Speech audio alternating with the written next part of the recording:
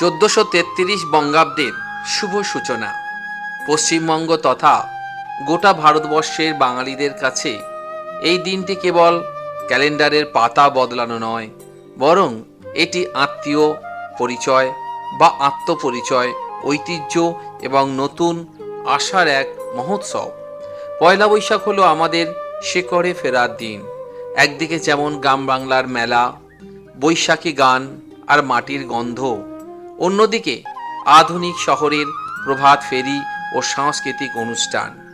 এটি ভারতবর্ষের বৈচিত্র্যের মধ্যে ঐক্যের এক অনন্য উদাহরণ, যেখানে জাতি ধর্ম নির্বিশেষে সবাই মেতে ওঠে বাঙালির উৎসবে। ভারতবর্ষের বাঙালিদের কাছে নববর্ষের সকালটা শুরু হয় মন্দিরের আশীর্বাদ নিয়ে। দক্ষিণেশ্বর, কালীঘাট বা তারাপীঠে পুজো দিয়ে বছরের শুভকামনা করা হয়। ব্যবসায়ীদের কাছে এটি অত্যন্ত পবিত্র দিন।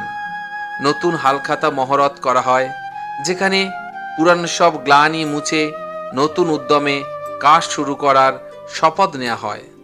বাঙালি উৎসব মানেই রসনা তৃপ্তি। পয়লা বৈশাখের দুপুরে শুক্তো, ডাল, আলু পোস্ত থেকে শুরু করে কচি পাঁঠার ঝোল, ইলিশের পদ, কোথাও বা চিংড়ির মালাইকারি, সাথে থাকে পমফ্রেট মাছের এলাহি ব্যাপার, আর থাকে একটি আম ডাল, চাটনি, পাঁপড়, পায়েস, নানান রকম খাবার। এই স্বাদ যেন আমাদের অভিজাত্যের প্রতীক।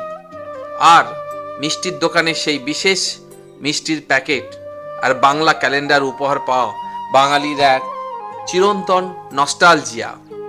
পয়লা বৈশাখ আমাদের শেখায়, মুছে যাক গ্লানি, ঘুচে যাক জরা। এটি শুধু উৎসব নয়, এটি নিজেকে নতুন করে চেনার সময়। গত বছরের ব্যর্থতাকে পিছনে ফেলে নতুন উদ্যমে, নতুন স্বপ্ন নিয়ে এগিয়ে যাওয়ার নামই হলো নববর্ষ। পয়লা বৈশাখ মানে শুধু এক তারিখ নয়, এটি একটি অনুভূতি। এটি আমাদের মনে করিয়ে দেয় যে রোদ, বৃষ্টি, ঝড় পেরিয়ে বাঙালি জাতি চিরকালই নতুনকে আহ্বান করতে জানে। আসুন পুরাতনকে বিদায় জানিয়ে আমরা বরণ করে নিই এক নতুন সম্ভাবনাকে। শুভ নববর্ষ 1433।